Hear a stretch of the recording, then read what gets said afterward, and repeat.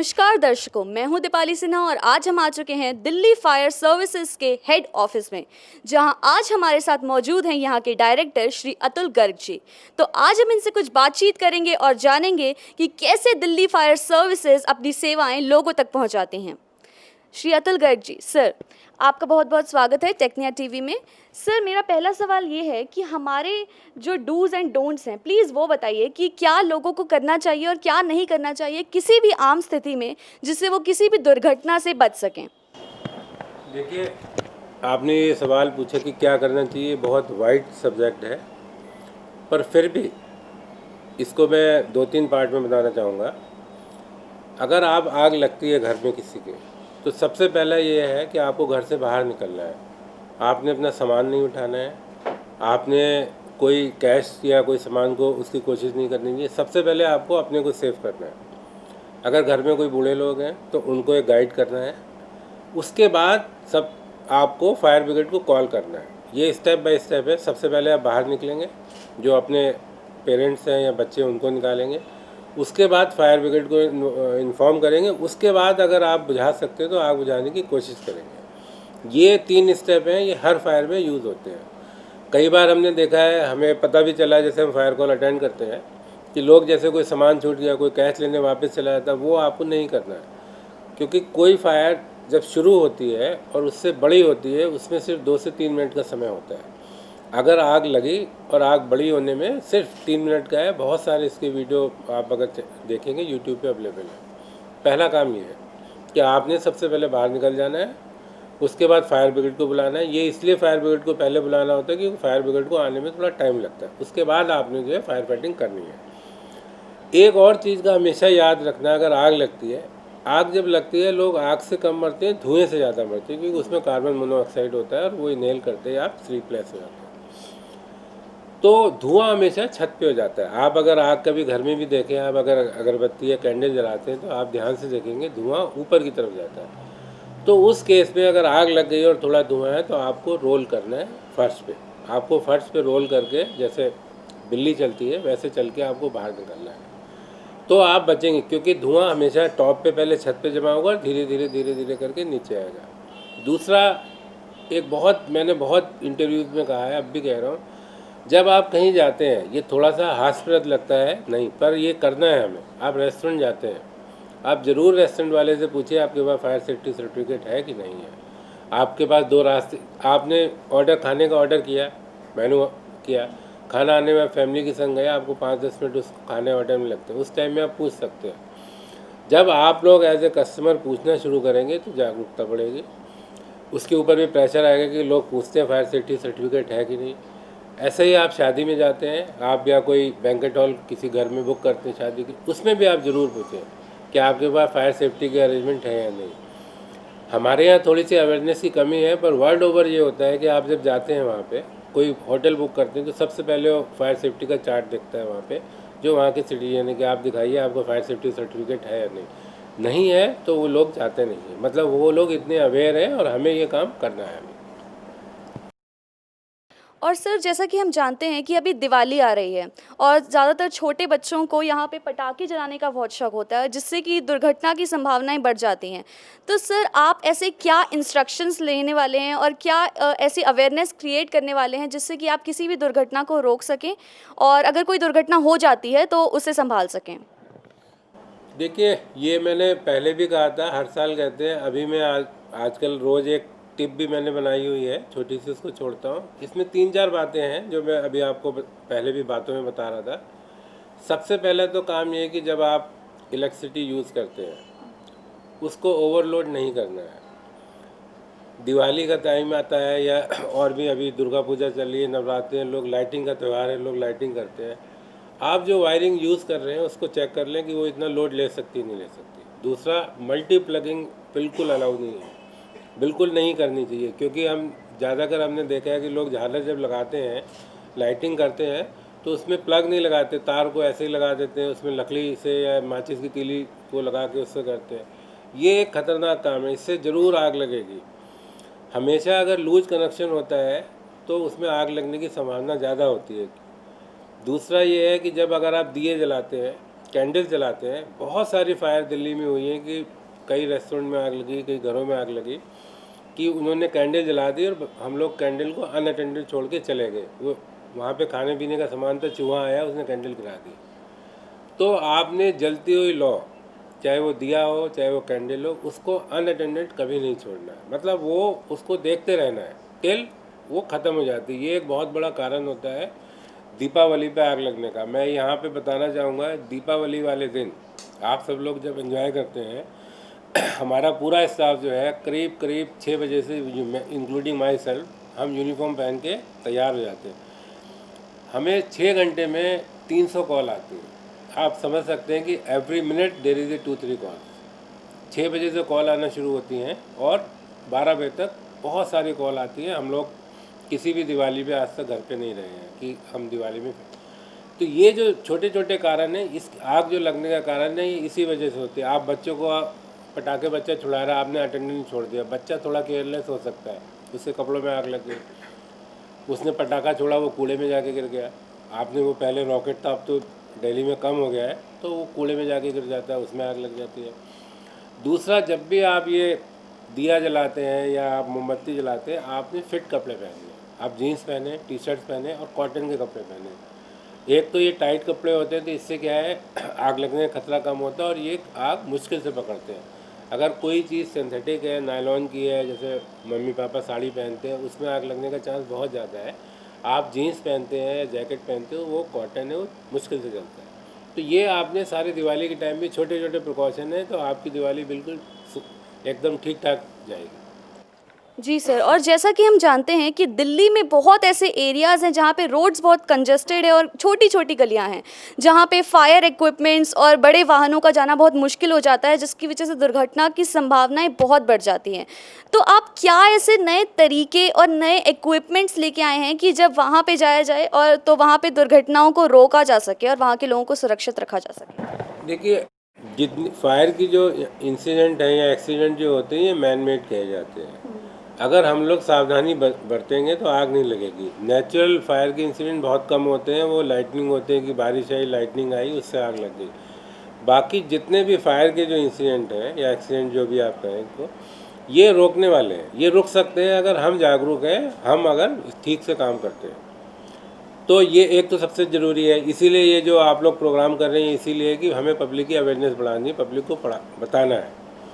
छोटी गलियां दिल्ली के लिए, दिल्ली फायर सर्विस के लिए एक बहुत बड़ी समस्या है, क्योंकि हमें कई बार आग बुझाने के लिए आधा किलोमीटर, अगर आप समझ सकते हैं, इतने लंबे लंबे होज बिछाने पड़ते हैं।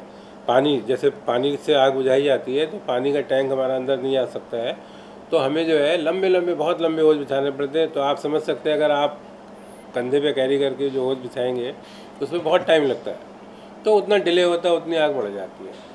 दिल्ली फायर सर्विस ने इसके लिए क्या किया कि पहले बड़ी गाड़ी खरीदते थे, अब हमने बड़ी गाड़ी बिल्कुल बंद कर दी। जो सबसे छोटी गाड़ी है वो खरीदते हैं। हम लोगों ने 10 मोटरसाइकिल भी खरीदी हैं जिनमें हमारा फायर फाइटिंग का सामान है। और अभी रिसेंटली 10 दिन पहले ही हम लोगों ने एक छोटी, इंडिया में ही एक डेवलप करी है, हाइड्रोलिक प्लेटफॉर्म जैसी चीज़ होती है, छोटी सी है, वो भी हमने डेवलप की है, वो छोटी जगह जा सकती है। तो जो भी वर्ल्ड में ऐसी चीज़ें अवेलेबल है, वो दिल्ली फायर सर्विस जो है धीरे धीरे करके उसको इंट्रोड्यूस कर रही है दिल्ली फायर सर्विस में, कि जो, क्योंकि आपने बिल्कुल ये बात सही कही है कि दिल्ली में जो पॉपुलेशन जितनी रहती है, करीब करीब 70% पॉपुलेशन ऐसी जगह रहती है जहाँ गाड़ी पहुँच नहीं सकती। चांदनी चौक, गांधी बाग, संगम विहार, जो जितने भी और अर्बनाइज विलेज हैं, उनके अंदर गाड़ी नहीं जा पाती है। तो दिल्ली फायर सर्विस निरंतर जो छोटी गाड़ियाँ वर्ल्ड में अवेलेबल होती हैं, हम अपना भी, हमारी एक टीम है, वो रिसर्च करती है, उसको ध्यान लेती है कि कैसे किया जाए, तो वो निरंतर प्रयास जारी है।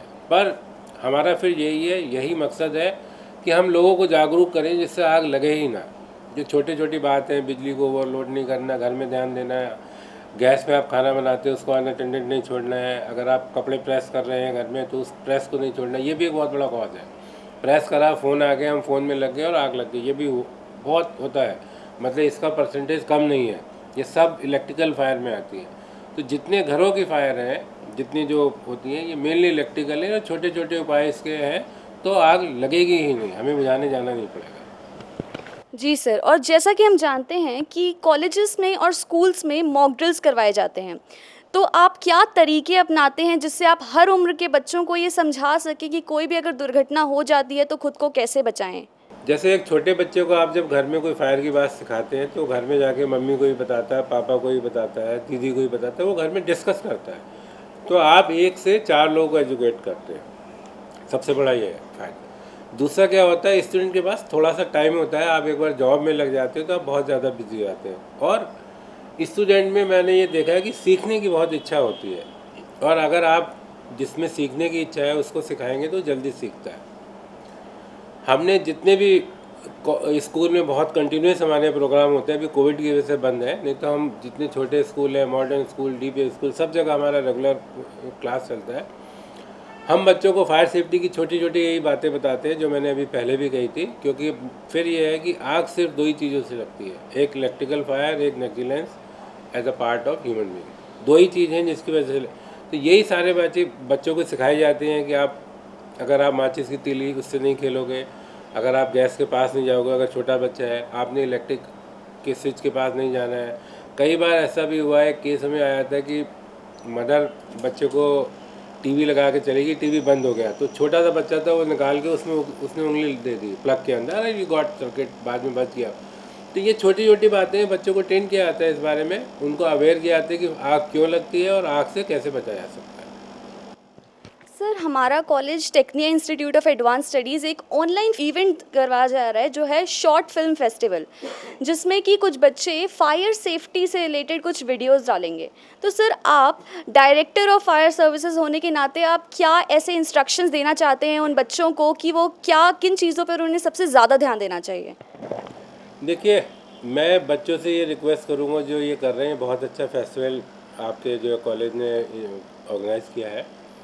हमें पब्लिक एट लार्ज को जो है एजुकेट करना है, तो एक ऐसी फिल्म बनाएं, बहुत टेक्निकल भी ना बना दें, बहुत ज़्यादा कॉम्प्लिकेटेड भी ना हो, जो ज़्यादा से ज़्यादा पब्लिक जिसको समझ सके।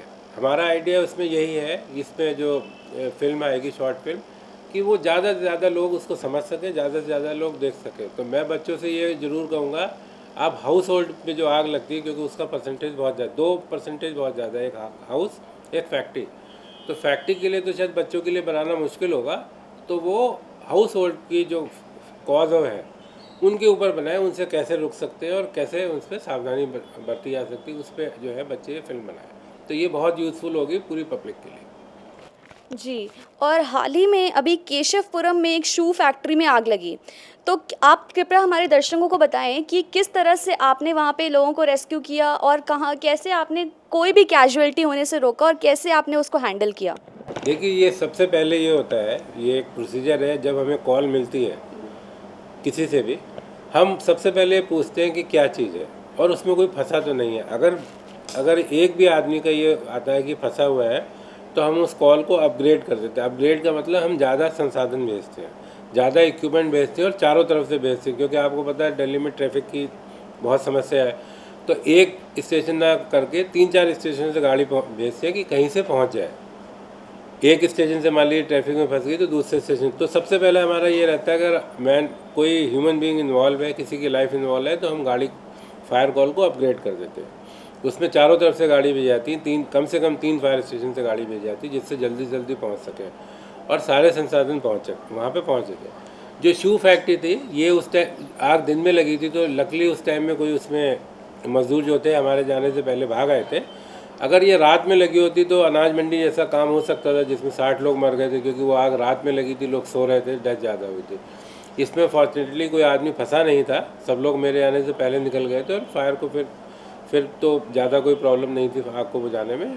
शू की जो आग होती है, रबड़ की आग, उसमें टाइम थोड़ा ज़्यादा लगता है और इस वजह से जो है ये थोड़ा इसमें टाइम लगा, अदरवाइज इसमें लाइफ इन्वॉल्व नहीं थी। सर, मेरा आखिरी सवाल कि आप हमारे Tecnia institute of advance studies के बच्चों को और टेक्निया टीवी के थ्रू देख रहे हमारे दर्शकों को क्या मैसेज देना चाहेंगे, क्या संदेश देना चाहेंगे? देखिए, एक ही संदेश है मेरा, हर आग को रोका जा सकता है अगर आप छोटी सी सावधानी बरतें। कोई भी आग जो है, मैंने पहले भी आपको भी बताया है कि ये ज़्यादातर मैन मेड होती है, मतलब आदमी के द्वारा की गई होती है। इसमें आदमी का नेग्लिजेंस हो, इस वजह से हो सकती है। आप अनअटेंटिव थे इसलिए हो सकता है, आपको जानकारी नहीं थी इसलिए हो सकता है। हर आग को रोका जा सकता है अगर आप जागरूक हैं, आप तैयार हैं। तो मेरा ये है कि आप आग के बारे में जानें, घरों में आग कैसे लगती है उसके बारे में सीखें, हमसे संपर्क करें, हम गाइड करेंगे कोई हो।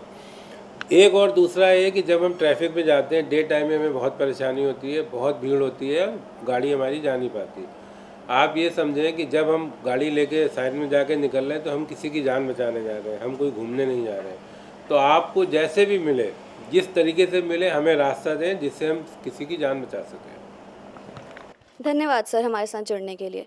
तो जैसा कि आपने देखा कि हमारे साथ जुड़े हुए थे Shri Atul Garg ji, director of Delhi fire services, जिन्होंने हमें काफ़ी जानकारी भरी चीज़ें बताई। तो आशा करते हैं कि आप भी सुरक्षित रहेंगे और इन जानकारियों का लाभ उठाएंगे। टेक नाइन टीवी से दीपाली सिन्हा।